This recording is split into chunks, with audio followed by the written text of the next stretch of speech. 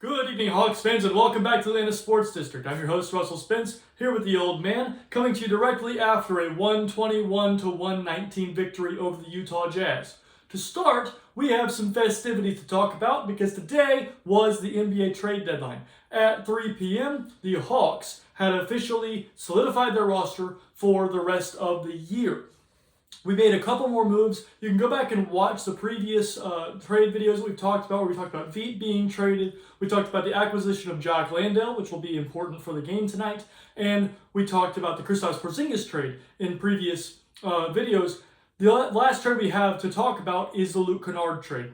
So Luke Kennard was traded to the Lakers for Gabe Vincent, which went into a trade exception that we got from the Bogey trade from last year. And we got a second-round pick in 2032. And then we also were able to create a new trade exception with the deal. Dad, what are your thoughts on that trade there? Hope I live to see that pick in 2032. I really do. That'd be nice to be here that long.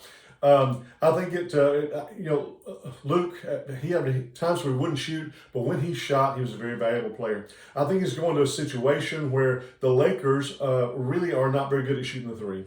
And so they got the best shooter they could possibly get. I don't know as much about how much Gabe Vincent's going to play. He's kind of a number two point guard kind of player, 6'2", kind of small, but we'll have to see. I will say that the second round draft pick is important because it gives like 8 of them now that we can deal with, use, or turn into other things. And so I think it's a good trade for both sides. And I think always, like we talked about for Veet, for the player, it gives him opportunity. And Luke is not going to have more opportunity with the Lakers. I'm going to miss that shot because when he let that thing go, I always thought it was going in. So he's such a good shooter, and I wish him well in all he does. Like I said, I think it was a good trade for both teams.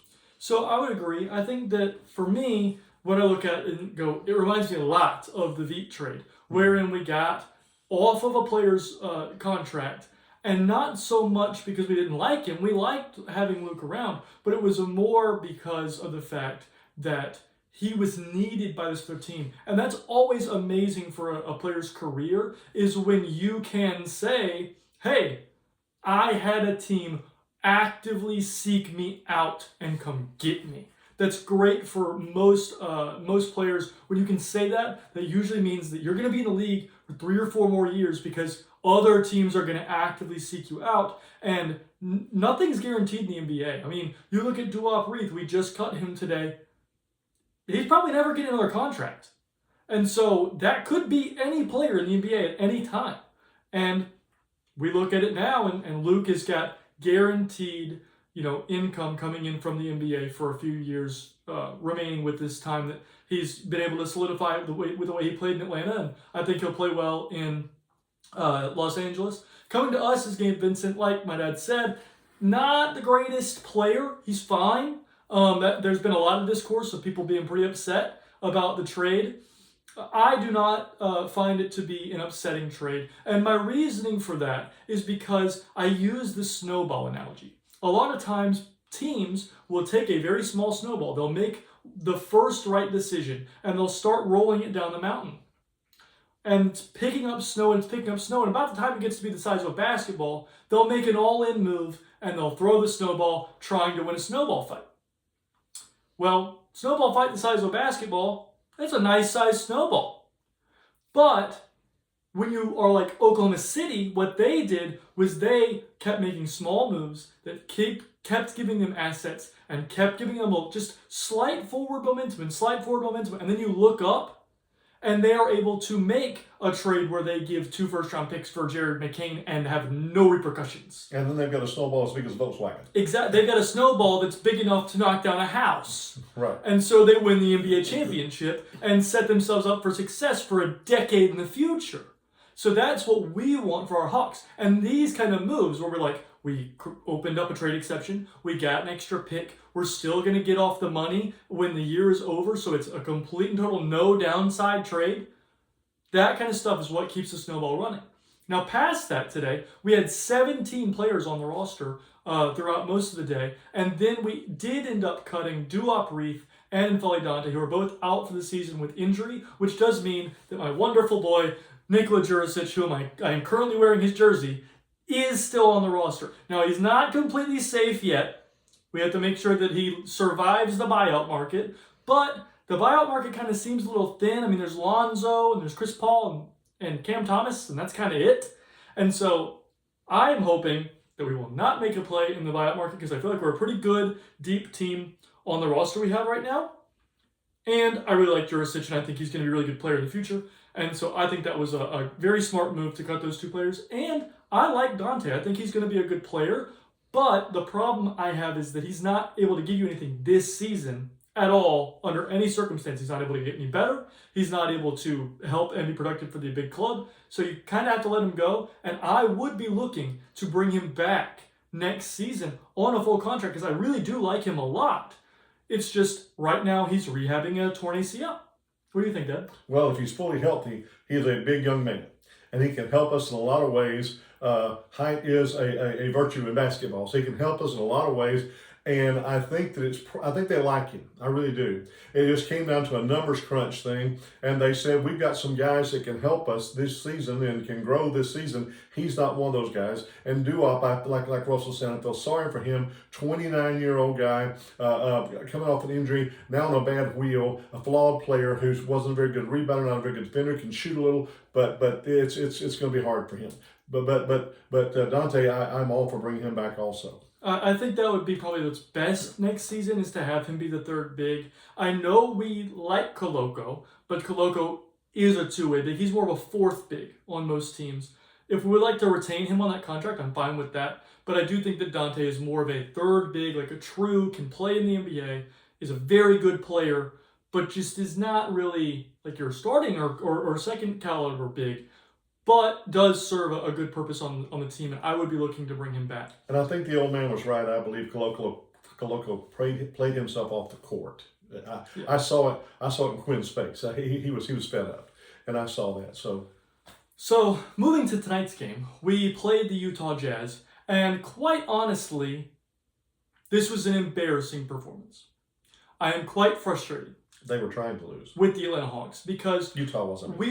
Not only were we playing a team that was trying to lose, and we'll talk about how that was manifested in the game tonight, but also we were playing a team that has one person capable of playing the point guard.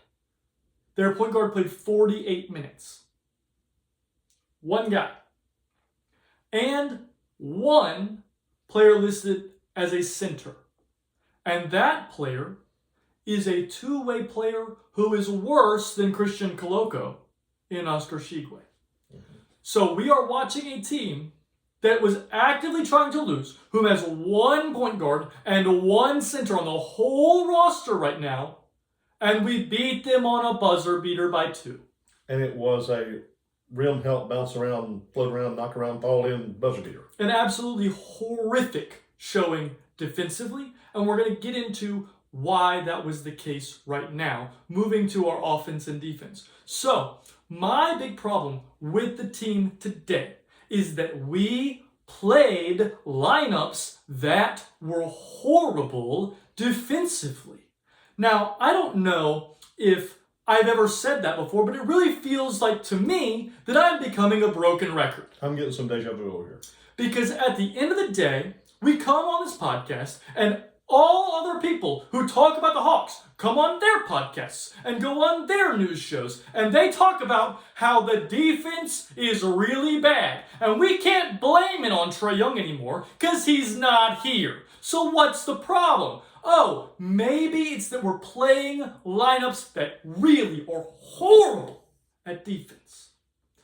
Tonight, we had at the end of the third quarter a lineup on the floor that had C.J. McCollum, Corey Kispert, Jalen Johnson, and Asa Newell at the 5. The last 11 possessions the Utah Jazz had in the third quarter, they scored on 24 straight points.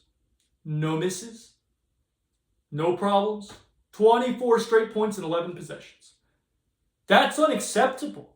Stop playing those lineups. And then after all of this, Bob comes on and goes, they're like in the middle of the fourth quarter, that whole third quarter thing, they couldn't figure it out. What's happening here? They're scoring. He says, Quinn was just talking about how they're targeting CJ. You just now figured that out? They're targeting him every time down the court. That they're trying to get him in switches, make sure that he's on Collier every single time. And Collier just goes in the paint, does a little thing back, boom, there it goes. Every time. It took a quarter and a half for our coaching staff to figure out, wait a minute, they're targeting CJ. But they didn't take CJ out of the game. They just tried to fix it where he couldn't get targeted as easily. It just blew my mind. The other problem I have with that is that's been the game plan every game against the Hawks since we traded for CJ. So I'm going, not only did you not figure it out tonight, you ain't been watching film to watch every team attack him on every single minute he's on the floor. We just thought Trae Young got attacked. He gets attacked on every play. I mean, it's horrible. He made Zvi Mikhailuk look like Michael Jordan tonight. I mean, just pitiful defensively. And we have the gall to play him 30 minutes a night. Quite honestly, right now, with how bad his defense is, if I were the coach, he would be getting DNPs. Until I knew that he would give me effort on defense every night. Especially in a game where he's shooting like he was tonight. I mean, just a pitiful showing from him on both ends of the floor. He was horrible. Like, I tweeted live in the game that he makes me want to pour battery acid on my eyes. Because that's how bad I dislike watching him play right now. It was bad. So that's the truth of the matter about our defense. If we're going to continue to play these awful lineups and refuse to play good defensive lineups, which we're going to get to in a minute when we get to the player-by-player section, when we refuse to do that, we are going to continue to give up points no matter whom we play. And we're going to lose the teams that have 2-point guards and 2 centers. And are trying to win. Because what we were going to talk about earlier, they benched Lauri Markkanen. They intentionally, he played like 1:30 in the second half.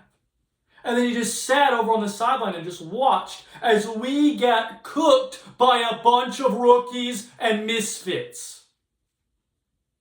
That's not okay, and it never will be. And if they were trying to win, they'd been playing Lauri. Yep. That's why we mean. That's what we mean when we say they were actively trying to lose. They were tanking the way that the NBA can't say anything about tanking. They were tanking, sitting their best player for almost a whole second half, and he's just sitting there bemused at the fact that, man, I can't believe these guys not blowing us off the court, and we were not because the defense was so bad. It was pitiful, and I feel bad because we actually had a pretty good offensive performance from a lot of players, and they got ruined by the defense. Very badly. Moving to the offense, like I said, offense was pretty blooming good. I thought Nall played very well tonight. I thought Jalen played very well offensively. Was a great passer and facilitator tonight. Jock Landale had a career game. I mean, he played fantastic. At one point, Jock Landale was the #1 thing trending on all of Twitter. I mean, that's, who would have thunk? That might have been the first time in his life that ever happened. Yeah, I mean, it was just, at the end of the day, offense looked great. And that's kind of the story of the Quinn Snyder tenure. Right. For the Atlanta Hawks. Offense looked great, defense looked worse, Every single time. And I think it was the funniest thing to me, Utah said, we're going to run at Jalen and make him a passer. Make him, he's going to, like the first 3 quarters, he's like 7 or 9 points like that. Because he's just, and I think we're going to run and make him passer. He says, okay, I'll just destroy you passing the ball then. He really showed his ability to not force things and just say, hey, if you're gonna blitz me, we're gonna score. I love a little shoot down the paint. That he had 5 or 6, 8 or 10 of those. Yeah. Well, and also when I look at that, I say for a long time I've talked about how Jalen needs to get better at absorbing the pressure and finding a teammate because he's taken on the pressure of the defense, and now I give it to you with no pressure. And so you look and you go, Jock Landale's having a career game. Well, that's because he has no pressure. He's catching the ball, just laying it straight in. He's catching the ball, he's wide open, and he's just making a 3. Same thing. Naw is just wide open, bang. Naw's got a wide open driving lane because Jalen has drawn the defense. He's drawn that pressure. He's taken it into himself so that his teammate does not have to deal with it. And that is the sign of a great facilitator and gives me hope for the future of Jalen Johnson being the main facilitator of this game, of this team. To me, that's like my #1 calling card of like if a guy can take that pressure in and can then help a teammate, that is when he's going to be a great, great offensive player. Huge amounts of growth on his part too, into this new role he has. Exactly.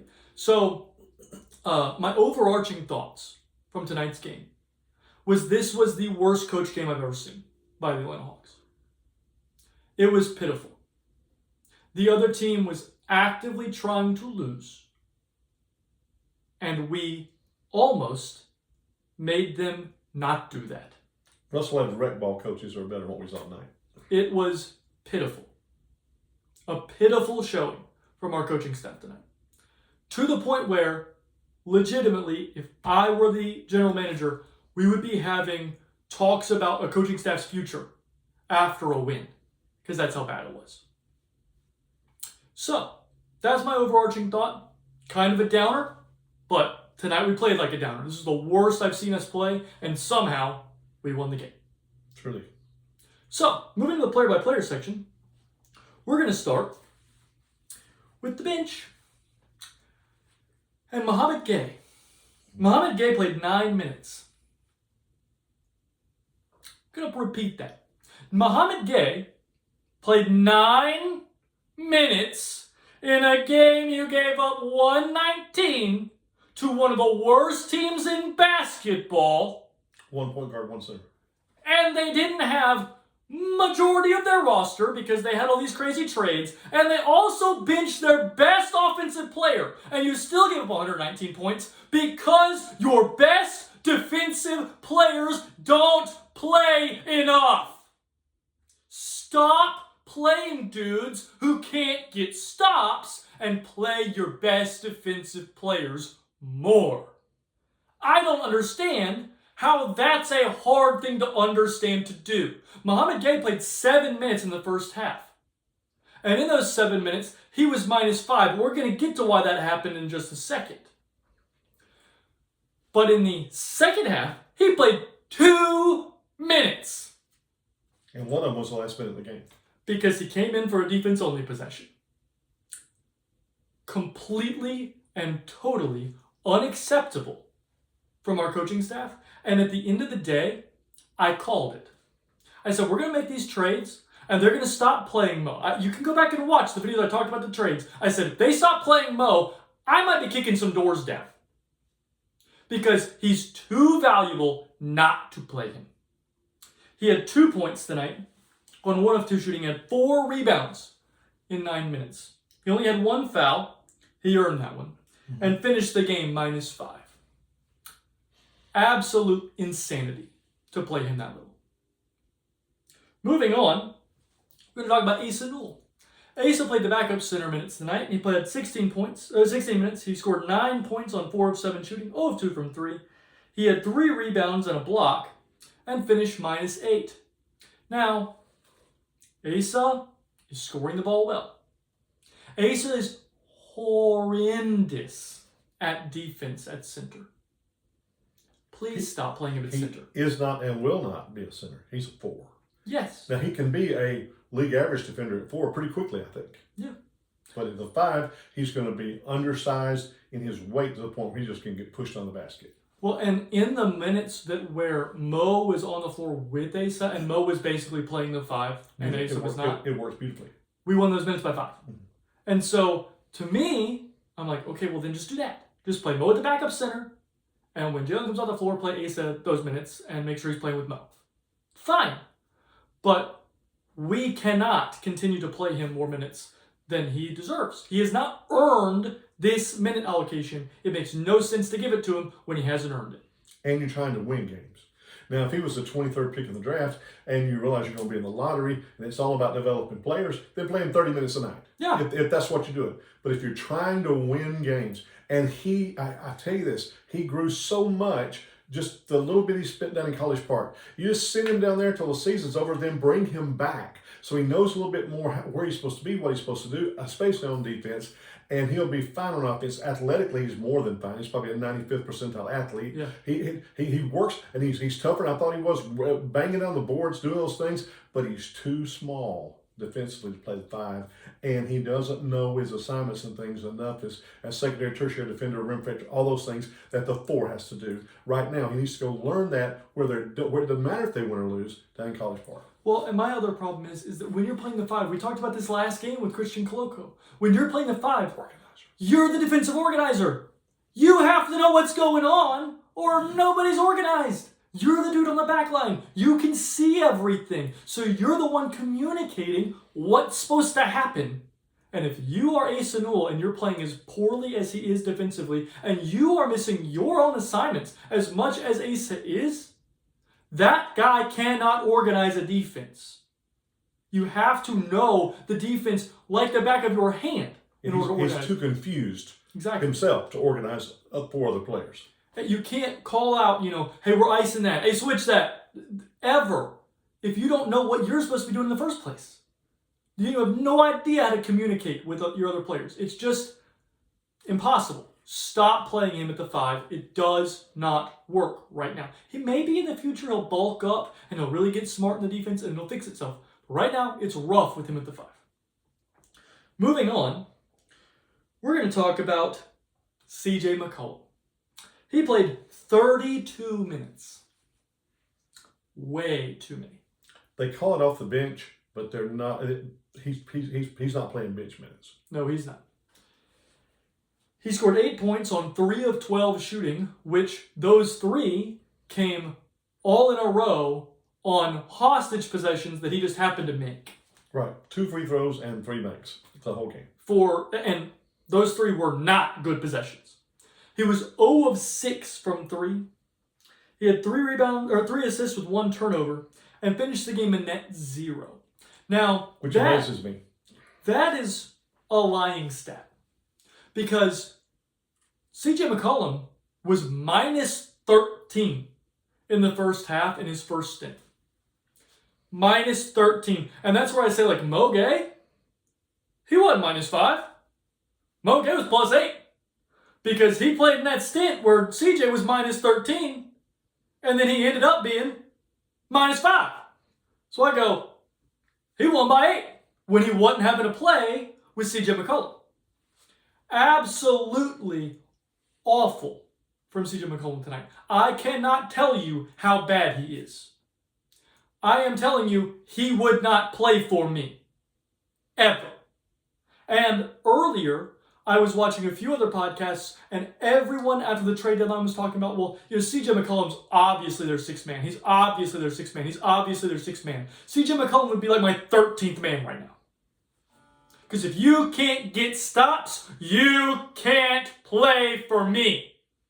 Thank you. And how many straight times, I don't know, God only knows, he knows, but I don't. How many straight times did Collier take him to the middle of the paint and just shoot that little fadeaway thing, nothing but the bottom, every single time, over and over and over and over and again. And it didn't matter how well we're playing on offense, because every once in a while we're going to miss a shot, but he's not going to miss a shot it's almost like he's shooting against air. It was almost like he's in a shooting drill where he's not being defended. It was supposed to, I've watched horrible defense in the NBA. I literally watched the days back when the Denver Nuggets and San Antonio Spurs, back with David Thompson and finger roll. George Gervin. I watched them play, and one guy scored 70, the other scored 73, and the game was like 160. I've never seen defense as bad as he played tonight. Now, I've been hard on him since minute 1, and last night I said, about 2 nights ago, I said, you played better. It's the best game I've seen you have. Well, he followed that up with a stinker. This is the worst. If he scores 8 points, he is so bad on defense that it's not that he's not worth playing. You can't play him. You can't do it. There was a 21-year-old kid who played 48 minutes because he was, again, the only point guard they had. Played 40, which, by the way, why didn't we take the ball to him every play and try to get him in foul trouble and foul him out of this game if he's the only point guard? I have no idea why we didn't do that. That's a process thing. But 21 years old, and you're this 13-year veteran. He's 21 years old, and he cooked you. Cooked you. Over and over again. And he has got to be dog-tired because he's been out there the entire game. Didn't matter because you're so bad on defense. I don't understand it. It's unacceptable. And playing a player that bad on defense when he's not giving you what you need him to give you on offense is unacceptable. Everybody's like, we played Trae Young for so many years. Trae Young is a top 5 offensive player on the planet. So when he gives you his 15 assists and 20-something points on a good true shooting percentage, you go, you gotta have to take the defense where it comes. He's giving you a lot. CJ McCollum isn't giving you jack diddle, and he also is the worst defender on the team. How do you do it with Trey? When Trey's 3 for 12 for 8 points, Trey's got 16 and 17 assists. That's how you do it. You got C.J. McCollum went there for 32 minutes and getting 3 assists, while he is not scoring the basketball, while he is being terrible on defense. And while he's taking possessions hostage and still shooting the ball way too often. Yes. That is another problem. Especially if he's not hitting it. He was 0 for 6 from 3. Come on, how long did it take you to figure out tonight's not my night? I better pass the ball more. Let's try to get some assists. Yes. Maybe that would help the team more than missing another shot. Moving on, hopefully we can be a little more positive now, because the players we're going to talk about for the rest of the time are the reason we won. Moving on to Corey Kispert. He played 25 minutes. He had 20 points on 7 of 9 shooting, 2 of 4 from 3. He had 2 rebounds. He did have 4 fouls, and he finished the game -5. But again, he was playing in minutes with C.J. McCollum being the worst defender on planet Earth. And so, Corey tonight was extremely aggressive. He played downhill. He was extremely efficient. He had a great scoring night, and the defense wasn't untenable. It was fine, not great, but I would like the defense to be a little better. But overall, Corey played very, very well tonight.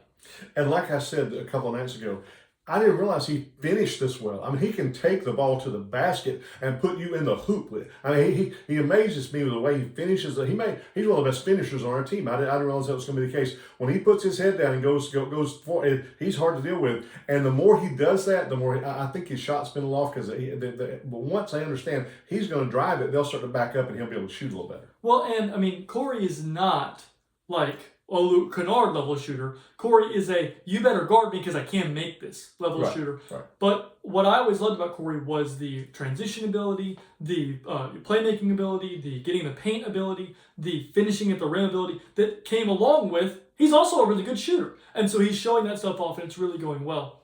Yes. Moving to the starters, we're going to talk about not exactly the most positive thing here, Zach. He played 19 minutes. He did not score on 0 of 8 shooting, 0 of 4 from 3, and had 6 rebounds, 2 turnovers, and finished -8. So Zach was pretty rough tonight. Offensively, it was really, really, really, really, really, really bad. I still don't think his legs are underneath him. Everything he's shooting is short, and it just looks a little funky. Right now, I really do think the knee is still bothering him, is what it looks like. But defensively, he was fine. And so even though he had probably the worst offensive game of his career, we were still able to kind of keep in the game in most of his minutes. And overall, it was still a winnable game, even though he played so poorly offensively.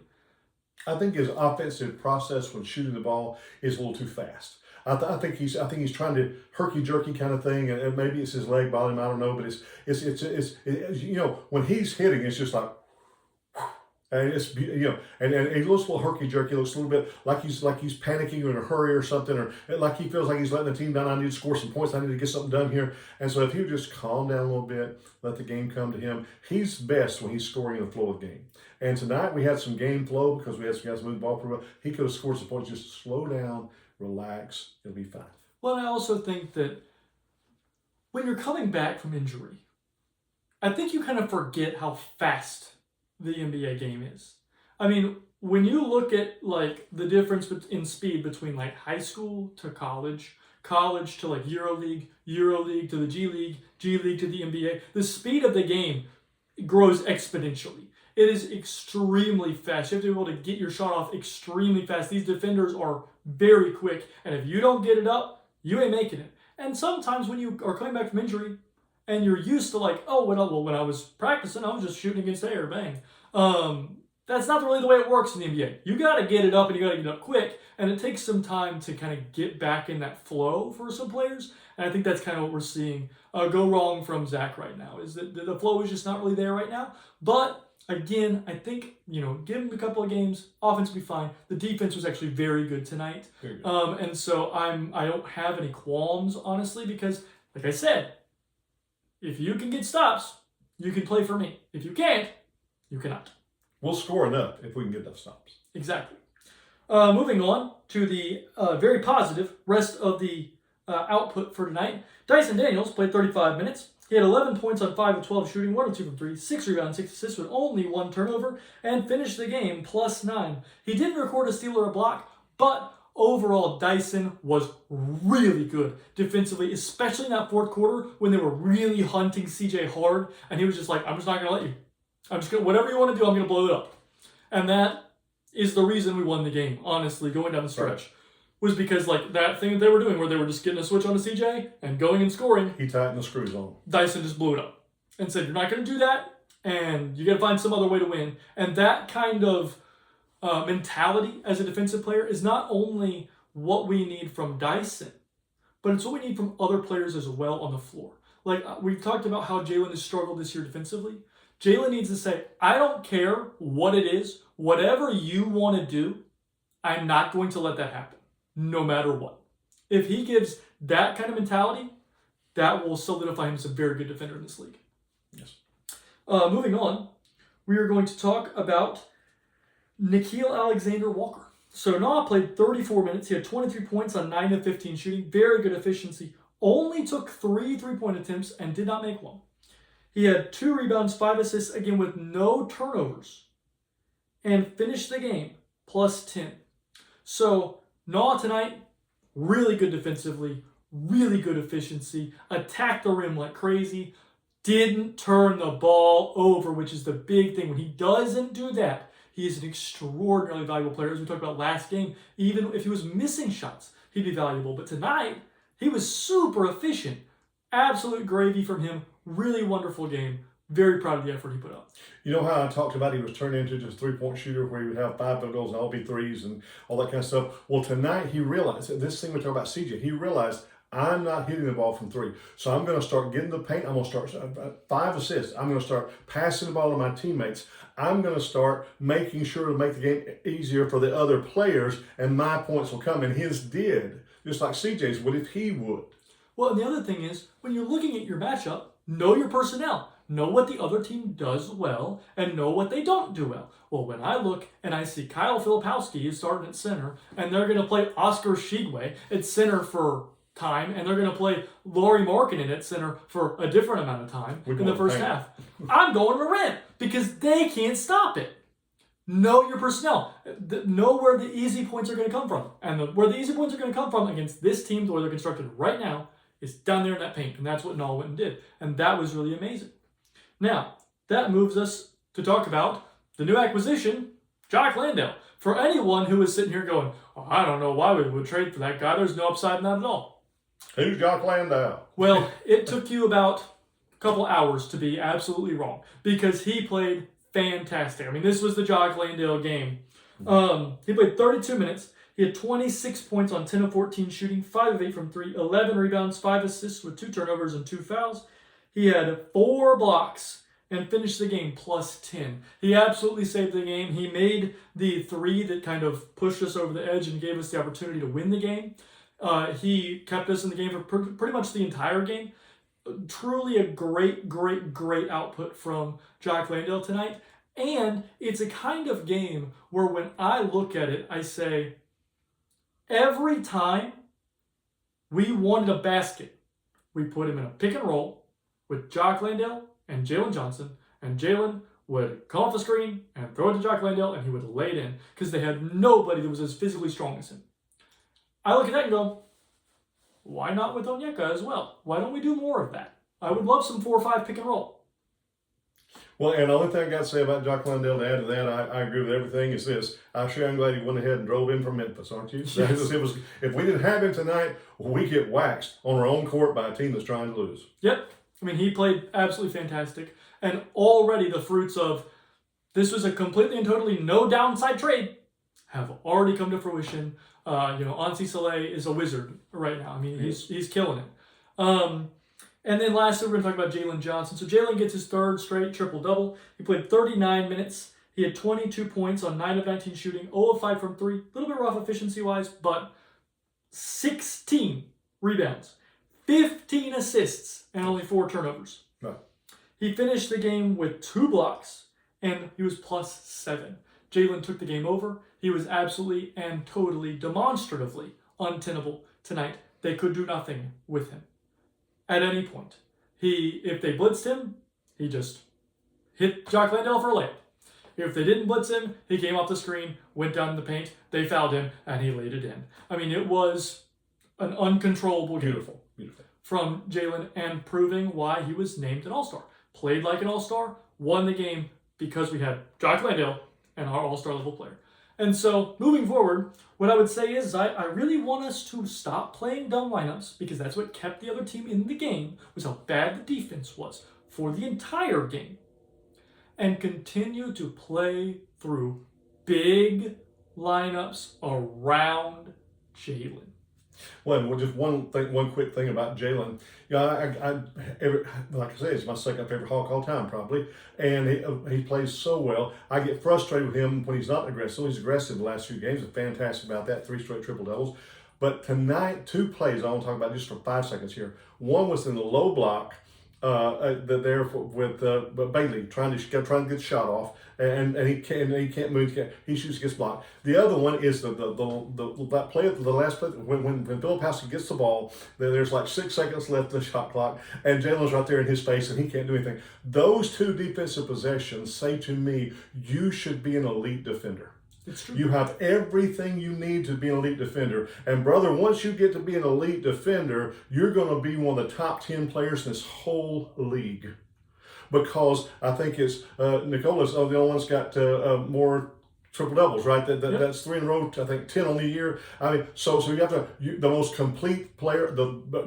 If you can improve your defense, they're going to be talking about you on the first and second All NBA team level kind of things. That's what you have is your potential. And you're 24 years old. You got basically your entire career ahead of you. Get to playing better defense. Just determine that you're going to do it. Do like Naw did. When the Naw came to the league, he was not a very good defender at all. He just made himself a defender. Well, you've got all the physical tools in the world. Make yourself this great defender, and you won't. They won't be. I mean, they were talking about you the same way they talk about Luka and Giannis and people like that. If you're that level defender. Well, and the last thing I'll say is there's a level of determination you have to reach in your person to reach your potential. Yes. In whatever you're doing, you have to go down inside yourself. Like that's what Naw did. Naw said, "I'm done being a bad defender. I don't care what it takes. I'm going to get stops." And now you're looking and you're going, he's a great defender and he's a great offensive player. What is the difference here? Well, at the end of the day, the difference is that Naw had just set his mind that he was going to be a great defender. So now we need Jalen to set his mind that he's going to be a great defender. Sky's the limit. Literally. So moving forward, the Hawks play the Charlotte Hornets on Saturday. They are red hot. They're killing everybody they play. Smoking. And so we need a well-coached game. If we don't get it, we're going to be crying the blues when it comes down. Because they're going to absolutely destroy us if we do not coach better than we did tonight. It was, again, the worst game I've ever seen coached. And get a hand in Knuppel's face, please. Yes, because that dude is scorching right now. Brandon Miller's playing fantastic. They're getting really good bench play from a lot of people. Their center rotation is actually kind of good, which was not what we thought was going to happen going into the year when they were going in with Moussa Diabate and Ryan Kalkbrenner. We thought that was going to be a huge weakness of their team. It's ended up being kind of a strength. And so this team is no joke. I know their record isn't great, but they're playing very, very good basketball. We need to play into our defense in order to win that. We might get our other players like Kuminga and Buddy Hield back into this game. I don't know if Vincent would, he'll be there, but I don't know if he'll play. I think he's going to be kind of a bench-only kind of guy. But at the end of the day, we just need that to be a better coaching performance than we got tonight. Just really pitiful. Please. Just really, really, really, really pitiful. That's all I've got to say on that front. So, like, comment, subscribe to the podcast here. Let us know your thoughts on how everything went. Let me know your thoughts on my boy Nico and him remaining with us. I'm very happy he did. Also, we have Twitter, Blue Sky, Reddit, Instagram. Hit my line on any of those things, and I'm always willing to talk about the Hawks. Absolutely love the discourse we've had of these last few days with the trade deadline looming and all these different moves that have been made. I do think that they've all been really positive, but if you have a different suggestion or thought, let us know. I'm always down to hear other forums and other perspectives and think of, broaden my horizons a little bit. Like I said, hit me up on all those. We'd love to hear from you. And at the end of the day, I hope you have a great day. A win's a win, even though we're not really proud of it, but a win is a win, and we just thank goodness for that. And like I said, we won't see you for a couple of days, but in the meantime, have a great time and have a wonderful day.